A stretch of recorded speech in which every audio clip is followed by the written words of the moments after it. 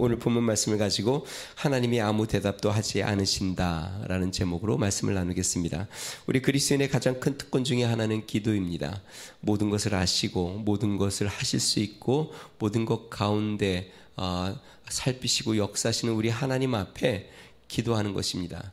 기도는 우리 그리스도인의 일방적인 요청이나 바람만은 아닙니다. 오히려 하나님께서 우리 그리스도인에게 구하라고 먼저 말씀하셨고 권하신 것입니다. 마태복음 7장 7절에서 8절에 보니까요, 구하라 그러면 너에게 주실 것이요, 찾으라 그러면 찾아낼 것이요, 문을 두드리라 그리하면 너에게 열릴 것이니 구하는 이마다 받을 것이요, 찾는 이는 찾아낼 것이요, 두드리는 이에게는 열릴 것이니라.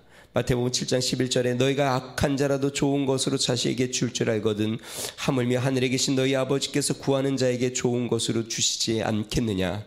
요한복음 16장 24절 지금까지는 너희가 내 이름으로 아무것도 구하지 아니하였으나 구하라 그리하면 받으리니 너희 기쁨이 충만하리라. 구하라 그리하면 받으리니 너희 기쁨이 충만하리라. 우리 그리스도인들이 하나님 앞에 구할 수 있게 해주십시오 라고 먼저 요청한 것이 아니라 우리 하나님께서 구해라 내가 주리니 너희 기쁨이 충만할 것이다. 자, 그런데요 여러분, 우리의 기도에서는요 때로 우리가 하나님의 응답을 받지 못하는 경우들이 굉장히 많이 있습니다. 아니죠. 실제로 대부분 많은 그리스도인들이 이러한 경험들을 하죠. 다급하게 기도해 보지만 하나님께서 아무 대답도 하지 않는 경우, 무엇인가 중요한 결정을 해야 하고 무엇인가를 선택해야 할 때 하나님의 뜻이 무엇인지, 하나님이 기뻐하시는 것이 무엇인지를 알고 싶어 하나님 앞에 기도했는데 아무 말씀이 없으실 때, 여러분 그런 경험 해보셨습니까? 네. 그럴 때는 더욱더 답답해지고 조급해지고 초조해지는 마음이 우리 마음속에 들게 되죠. 오늘 본문의 사울왕이 하나님의 뜻을 묻는 장면입니다. 그런데 하나님께서 이 사울왕에게 아무 대답도 하지 않습니다. 우리 37절 말씀 같이 한번 읽어보겠습니다. 37절입니다. 같이 있습니다. 시작. 사울이 하나님께 묻자오되 내가 블레셋 사람들을 추격하리이까 주께서 그들을 이스라엘 손에 넘기시겠나이까 하되 그날에 대답하지 아니하시는지라. 세번역 성경은 이것에 대해서 이렇게 이야기했습니다. 그러나 하나님은 그날 사울에게 아무 대답도 하지 않으셨다. 일반적으로 이스라엘 백성들은요, 전쟁이나 아니면 중요한 일을 할 때에 하나님 앞에 먼저 물어보았습니다. 그리고 하나님께서 yes, no 아니면 하나님께서 어떤 대답을 주시면서 이스라엘 백성들은 그 말씀대로 따라 행하는 것이 일반적인 이스라엘이 하나님의 백성으로서 행했던 일들입니다. 자, 지금 블레셋은 이스라엘의 가장 강력한 적이고 수년 동안 이스라엘을 괴롭혔던 적이고, 이제 이 블레셋을 섬멸할 수 있는, 완전히 몰살시킬 수 있는 그런 상황 가운데 지금 사울 왕이 나가서 칠까요 말까요 하는 질문을 하나님 앞에 구하였는데, 오늘 성경 말씀 보니까 하나님은 그날 사울에게 아무 대답도 하지 않으셨다. 배경을 한번 설명해 보겠습니다. 먼저 블레셋이 쳐들어왔습니다. 요나단이 용기를 내어 자기 수하에 있는 그 병기든 자와 함께 용기를 내어 올라가서 블레셋 군인들을 죽입니다. 그때 하나님이 역사하셔서 땅에 지진이 막 나고 블레셋 사람들이 두려움에 막 사로잡히고 블레셋 군에 합류하여 있었던 히브리 사람들이 배반하여 블레셋 사람들을 치고 에브라임 산지로 두려워서 도망쳤던 이스라엘 백성들이 다시 한번 돌아와 합류하여 이제 블레셋을 치려고 합니다. 그리고 이 이야기를 들은 사울 왕이 전쟁터에 가보니까 어떤 일이 벌어지고 있냐면 블레셋 적군들이 서로 칼로 자기들을 치고 있습니다.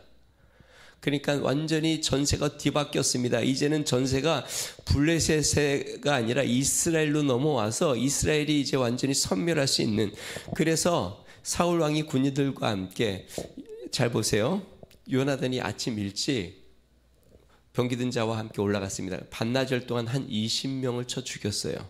그러니까 하나님이 막 크게 역사했습니다. 이것을 알고 요나단이 군인들을 이끌고 가서 이제 오후부터 저녁까지 이 블레셋 군사들을 막 무찌릅니다.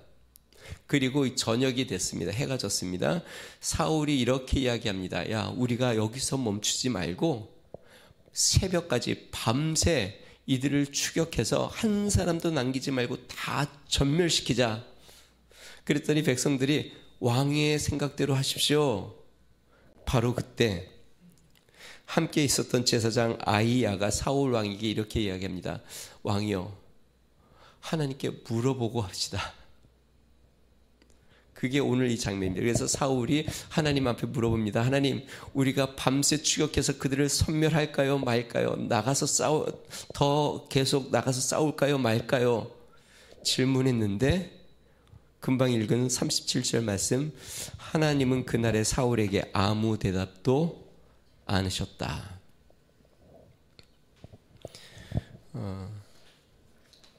여러분, 우리가 정말 긴박하고 아니면 중요한 결정을 하고 뭔가 하나님의 뜻을 구하고 하나님 앞에 응답을 받으려고 할 때 하나님이 아무 대답도 하지 않는 침묵을 지키신다면 우리는 무엇을 기억해야 할까요? 그런 성도들이 있습니다. 저는 기도해도 아무 응답이 없어요. 어떻게 하나님의 뜻을 이해하는지 잘 모르겠어요.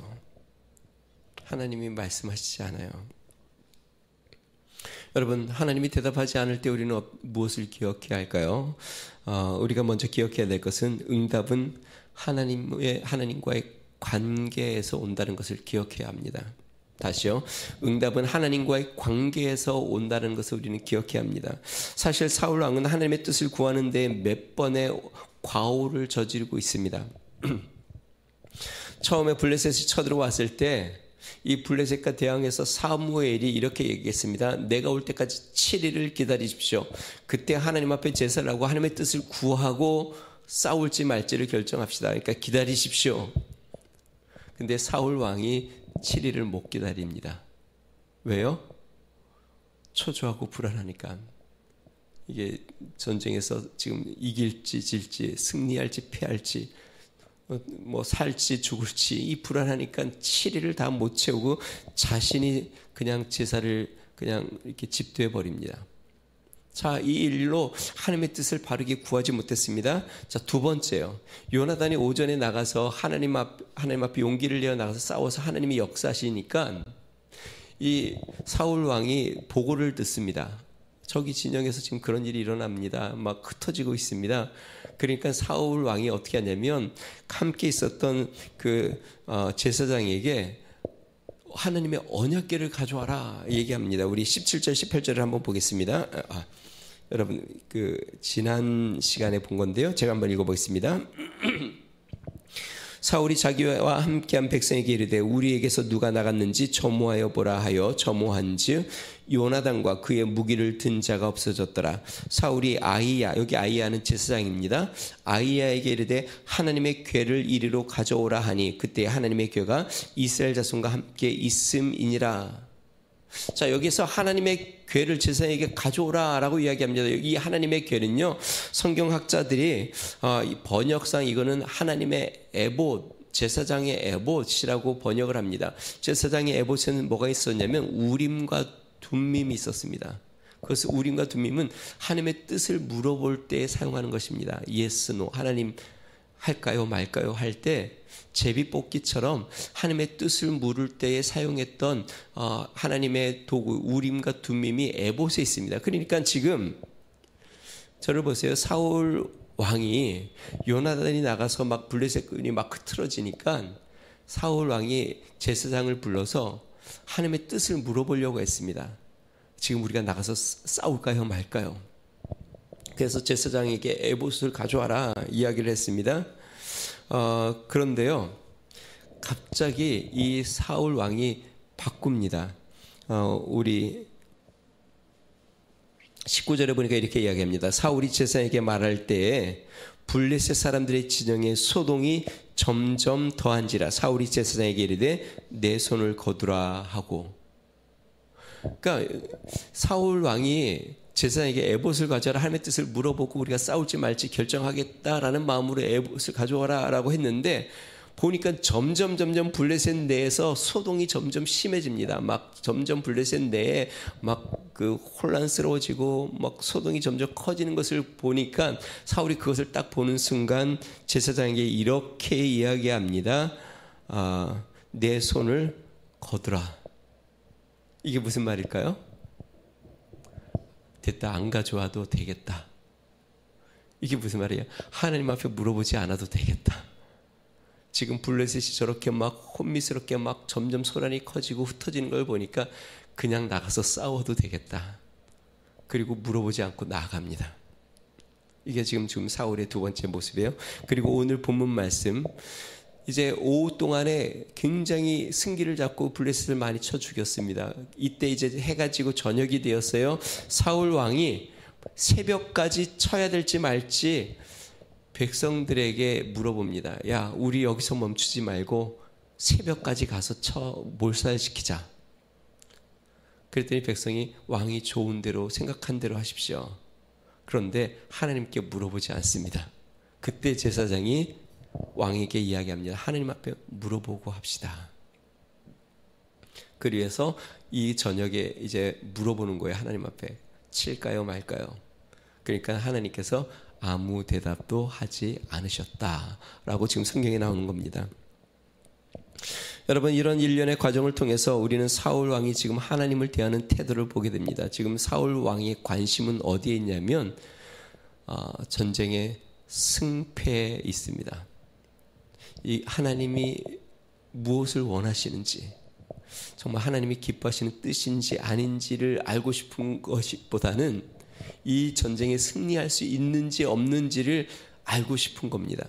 물어본다 해도, 하나님의 뜻을 물어본다 해도 하나님이 원하시는 뜻이 무엇인지를 물어보는 것이 아니라 우리가 승리할 수 있는지 없는지, 내가 사업에 성공할 수 있는지 없는지, 우리 자녀가 대학에 붙을 수 있는지 없는지, 내 병이 치료를 받을 수 있는지 없는지, 그런 것이 알고 싶은 것이지, 정말 하나님이 기뻐하시는 뜻이 무엇인지, 하나님의 마음이 어디에 있는지 그것을 알고 싶은 게 아닙니다. 지금 사울의 마음이 지금 그런 것이에요.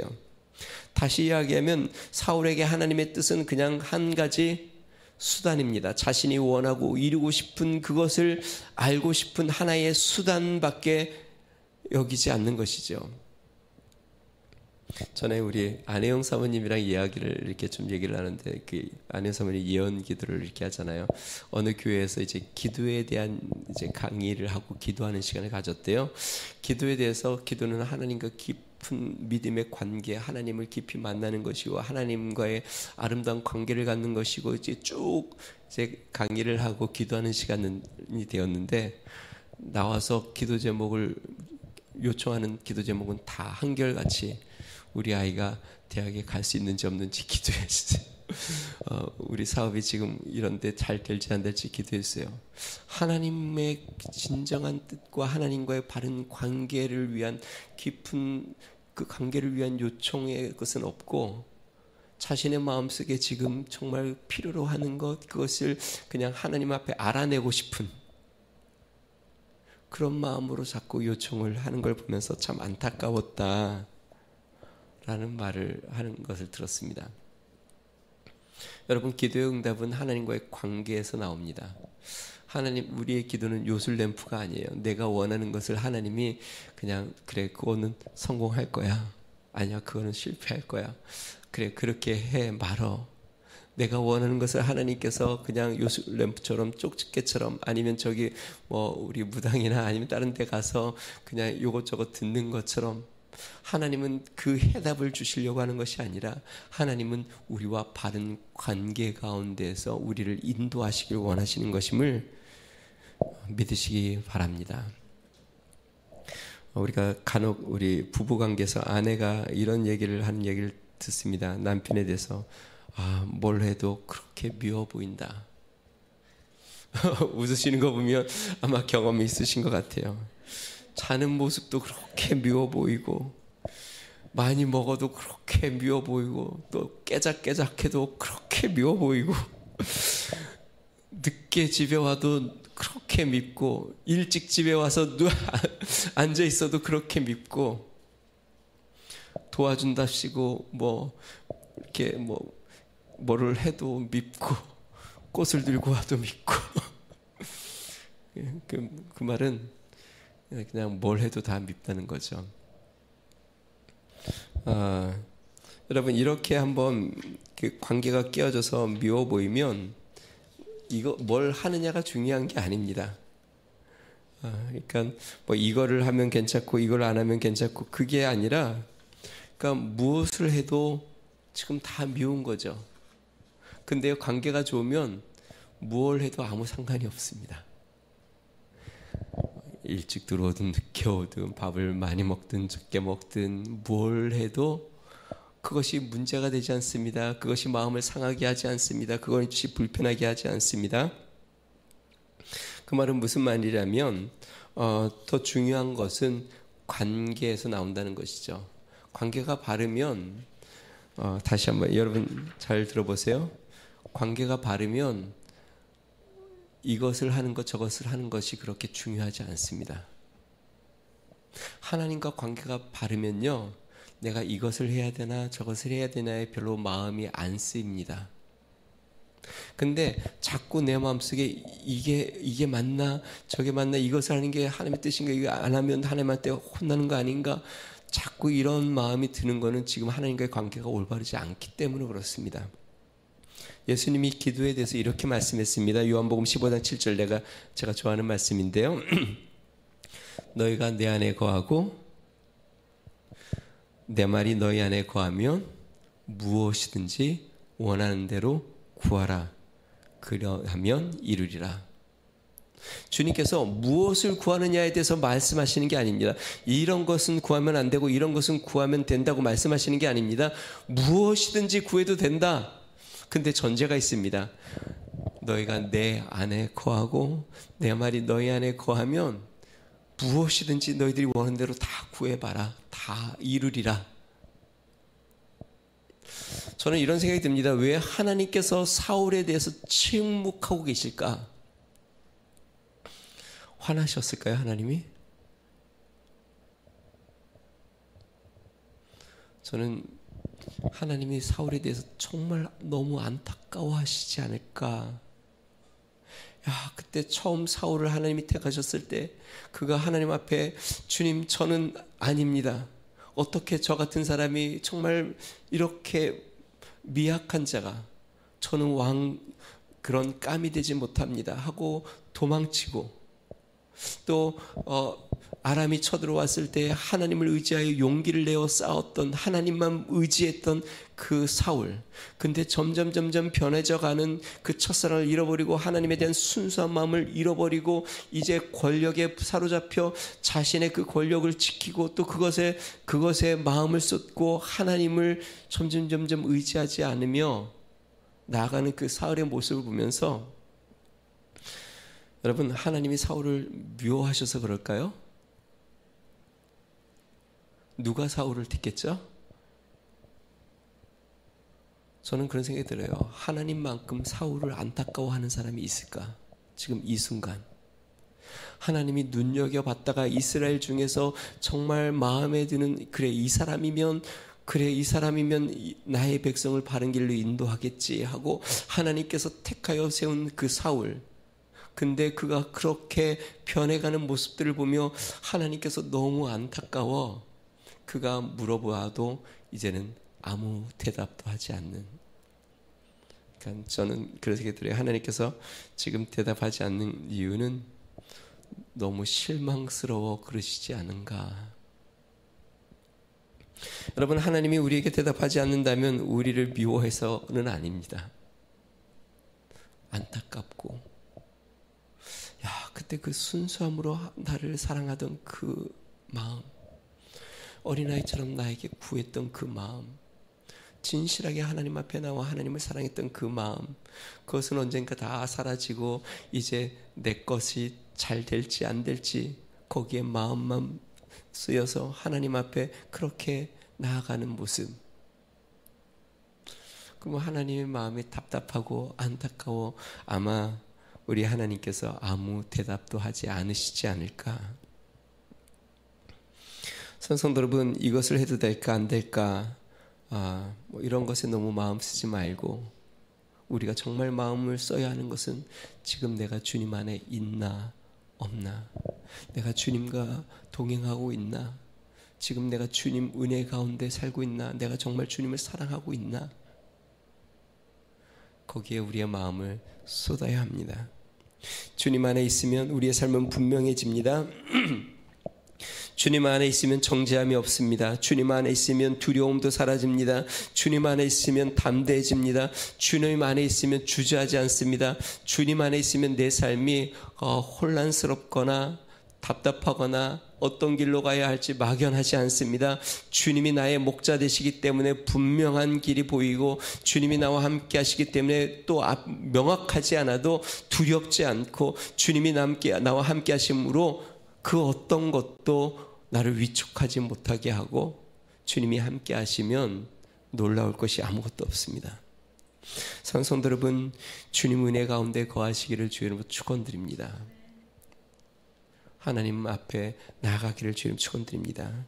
두 번째 우리가 기억해야 될 거는요, 하나님과의 관계가 깨어지면 종교적 형식에 빠져들게 된다는 것입니다.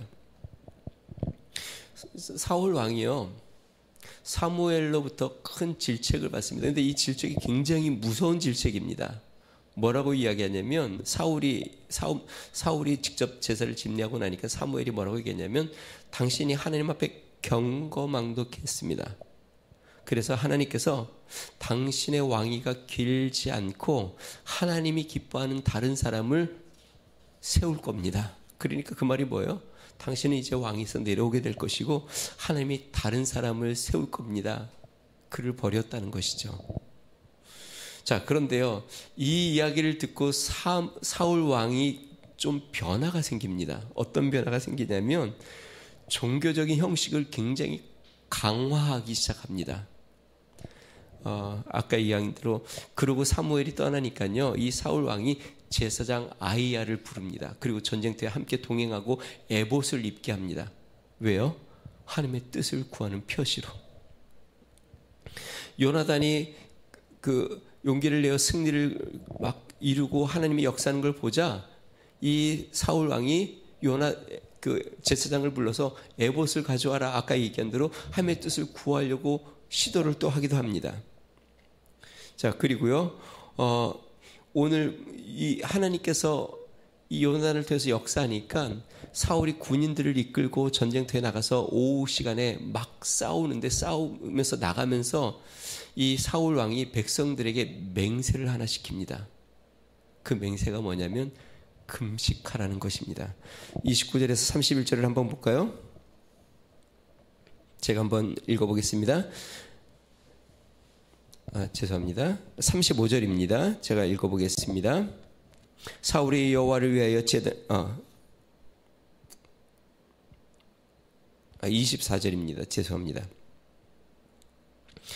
이달에 이스라엘 백성들이 피곤하였으니 이는 사울이 백성에게 맹세시켜 경계하여 이르기를, 저녁 곧 내가 내 원수에게 보복하는 때까지 아무 음식물이든지 먹는 사람은 저주를 받을지어다 하였습니다. 그러므로 모든 백성이 음식물을 맛보지 못하고, 이 사무엘이 군사들을 이끌고 전쟁터에 나아가면서 모든 백성들에게 지금 맹세를 시키는데, 이 저녁 때까지 누구도 아무것도 먹으면 안 된다.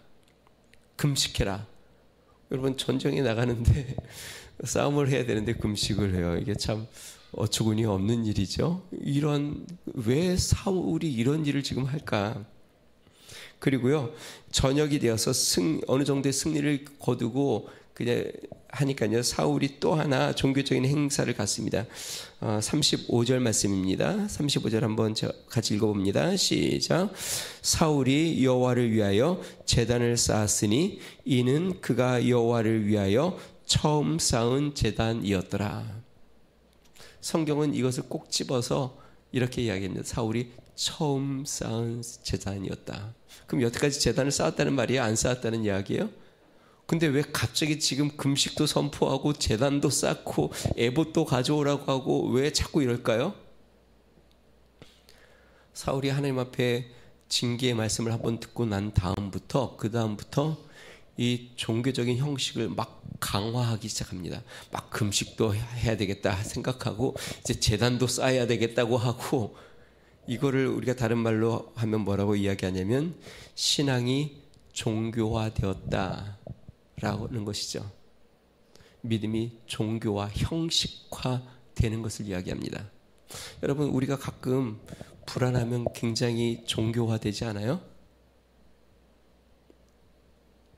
우리 믿는 사람들이 자꾸 뭔가 하나님 앞에 내가 책망을 받는 것 같고, 또 내가 하나님 앞에 뭔가 이렇게 잘못될 것 같고 불안하면 굉장히 종교화되잖아요.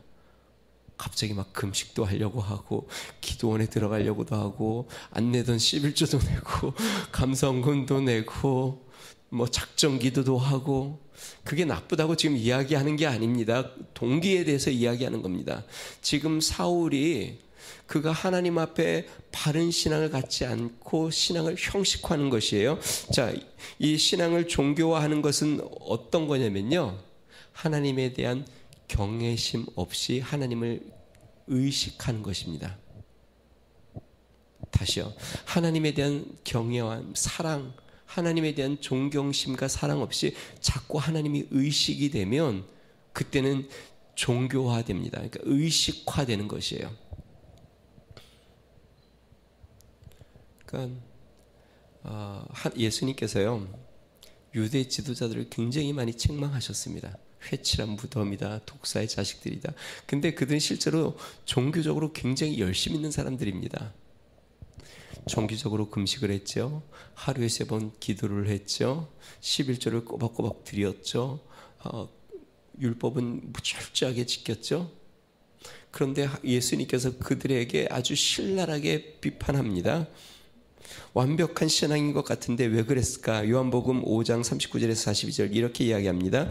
너희가 성경에 영생을 얻는 줄 생각하고 성경을 상고하거니와 이 성경이 곧 내게 대하여 증거하는 것이로다. 그러나 너희가 영생을 얻기 위하여 내게 오기를 원하지 아니하는도다. 나는 사람에게 영광을 취하지 아니하노라. 자, 그러면서 예수님께서 마지막으로 이렇게 이야기합니다. 다만 하나님을 사랑하는 것이 너희 속에 없음을 알았노라. 다시요. 다만 하나님을 사랑하는 것이 너희 속에 없음을 알았노라. 다시 이야기하면 너희가 율법은 철저하게 지키고 금식도 하고 모든 것에 너희들이 종교적인 형식을 많이 갖추고 열심을 내지만 다만 너희들 마음속에 하나님을 사랑하는 마음이 없는 걸 내가 알고 있다. 그래서 책망을 받는 겁니다. 그래서 외식하는 자들이라고 하고 회칠한 무덤이라고 하고 독사의 자식이라고 이야기합니다. 지금 사울 마음속에 하나님에 대한 사랑이 떠났습니다.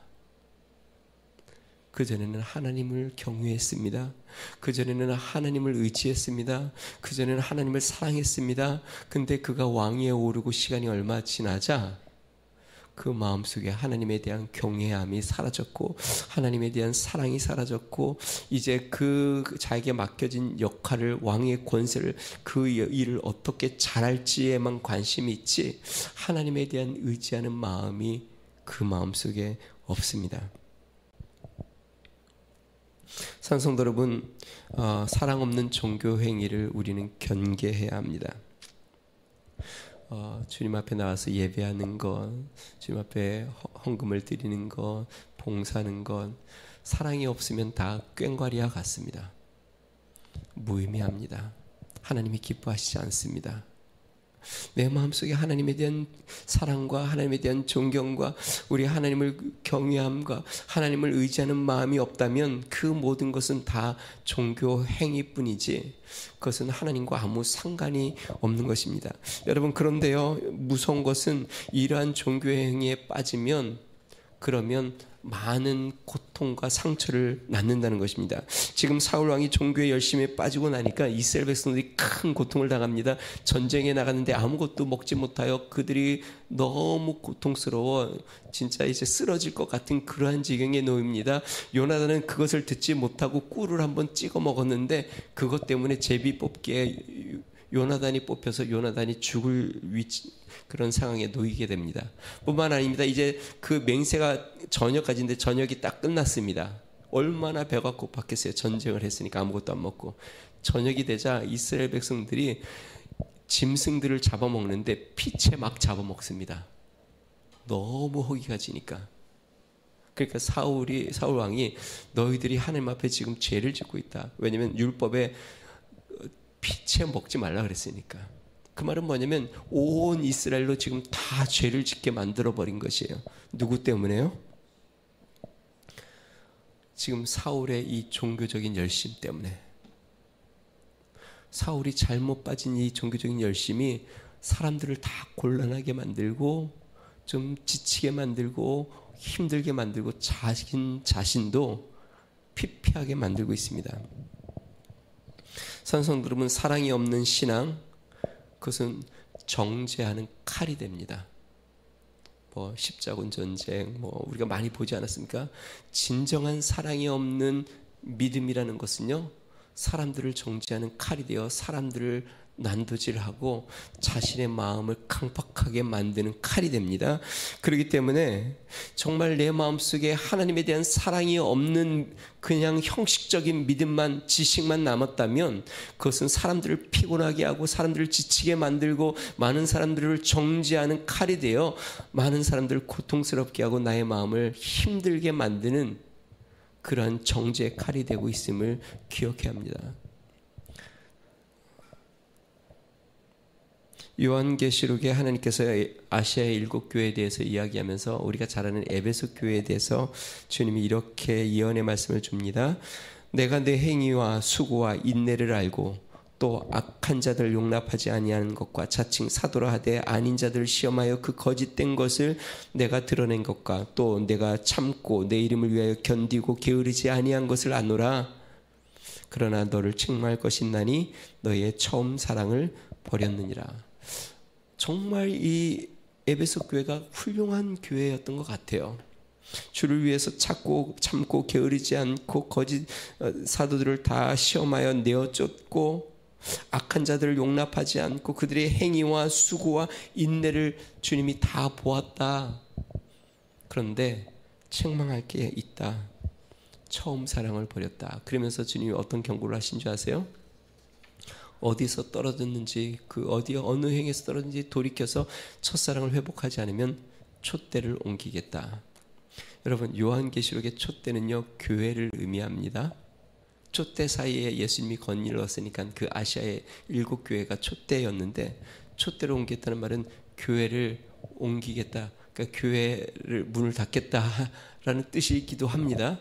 다시 이야기하면 사랑을 회복하지 않으면, 첫사랑을 회복하지 않으면 너희들이 아무리 많은 것을 바르게 했다 해도 아무 소용이 없다. 성도 여러분, 주님을 사랑하십니까? 하나님을 처음 사랑하셨던 그 사랑의 마음, 순수하고 어린아이 같이 주님을 사랑하고 정말 생명처럼 주님을 의지하고 모든 일에 주님과 동행하려고 하고 주님을 전적으로 의지했던, 주님을 그렇게 사랑하고 존경했던 그 마음이 있으십니까? 첫사랑을 회복하시기를 주님으로 축원드립니다. 요즘 아침 그 식사 대용으로 많이 사람들이 시리얼 이렇게 먹는데요. 굉장히 간편하면서도 영양소가 있다고 합니다.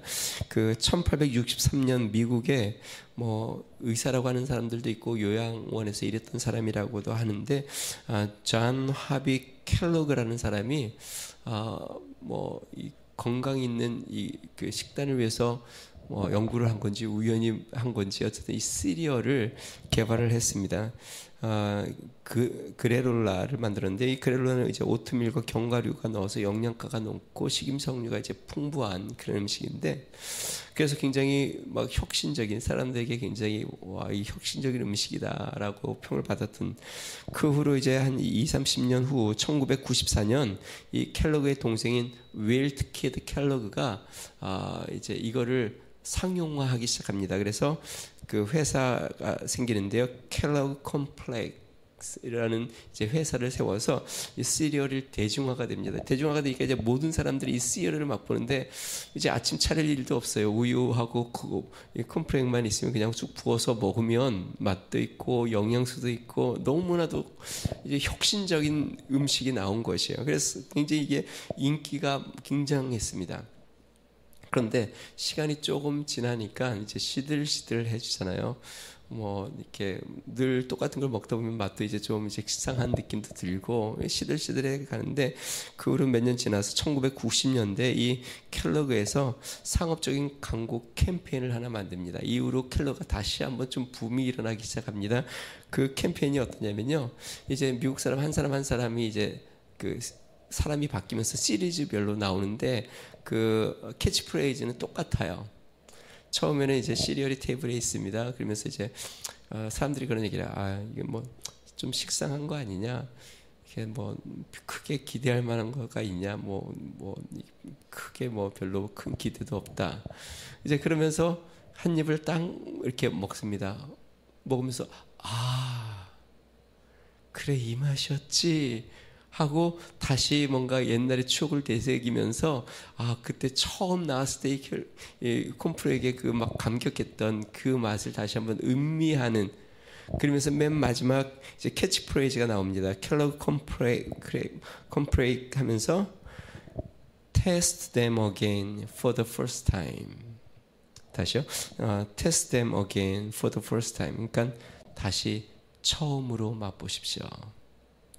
그러니까 처음에 이게 나왔을 때 그 맛봤던 그것처럼 다시 처음처럼 한번 맛보십시오. 그러니까 사람들이 옛날에 처음 나왔을 때 그 추억에 잠겨 다시 한번 그것을 이렇게 맛보기 시작하는 것이죠.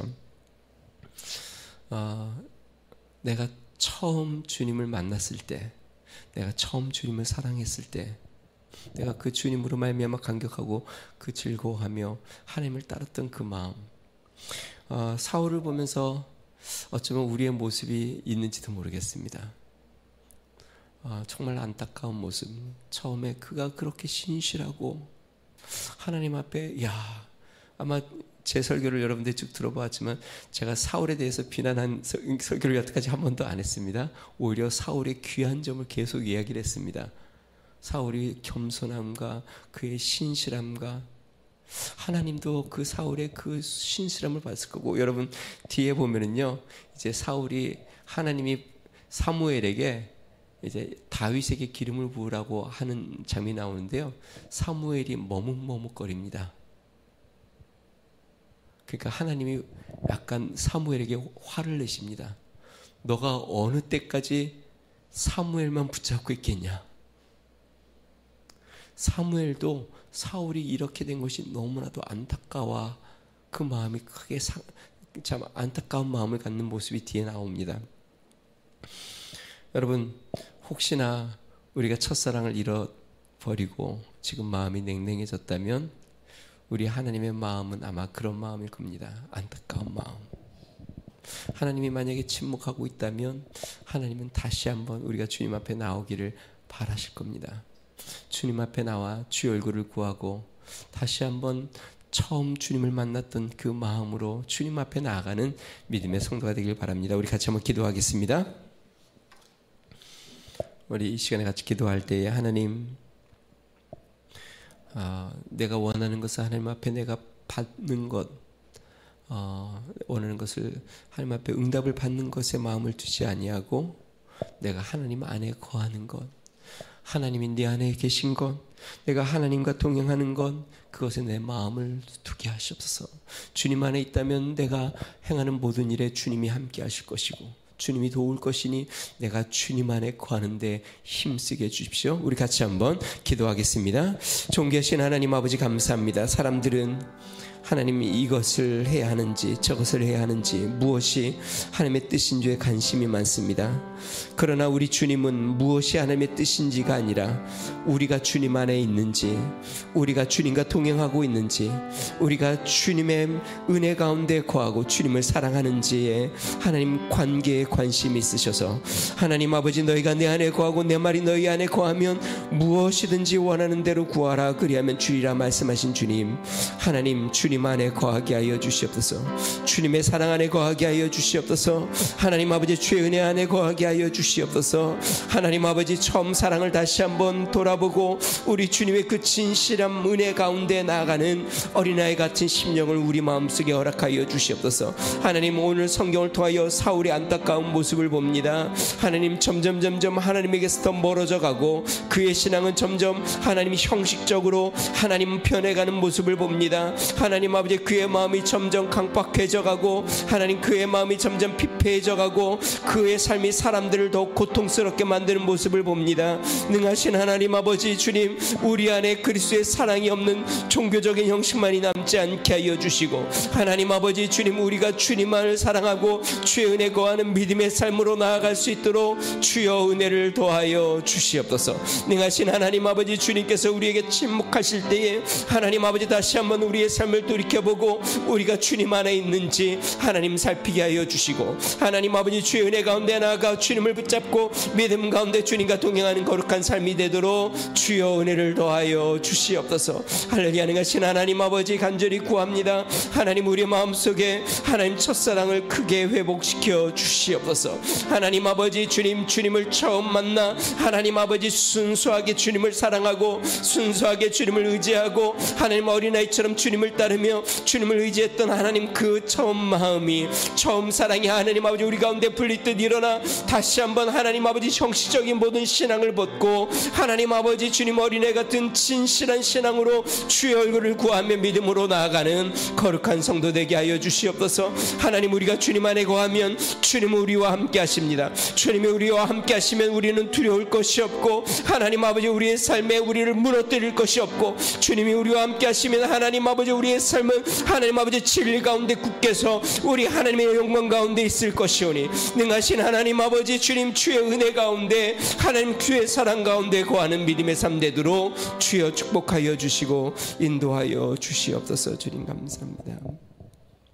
존귀하신 하나님 아버지, 사울의 무너져가는 신앙을 보며 안타까운 마음, 하나님 또한 우리의 자신의 모습을 봅니다.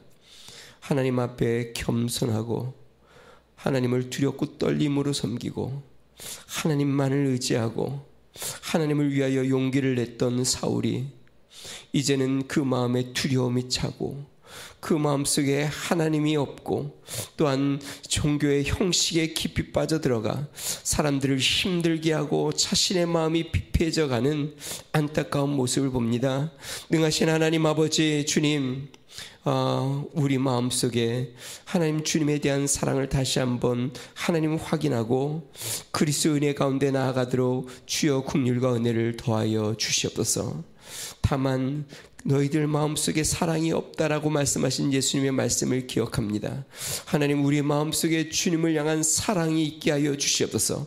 다른 것은 없다 하여도 주님을 향한 사랑은 우리에게 있게 하여 주시옵소서. 하나님 다른 것은 부족하여도 우리 마음속에 주님을 사랑하는 마음만은 하나님 넘쳐나게 하여 주시옵소서. 하나님 우리의 삶에 문제가 많더라도 하나님 우리의 중심에는 주님의 사랑만이 넘쳐나게 하여 주시옵소서. 하나님 그리스도의 사랑이 우리 가운데 있어 주님이 우리 안에 거하고 우리가 주님 안에 거하여 하나님의 기뻐하신 뜻 가운데 날마다 즐거이 주님과 동행하는 믿음의 삶이 되도록 주여 은혜를 베풀어 주시옵소서.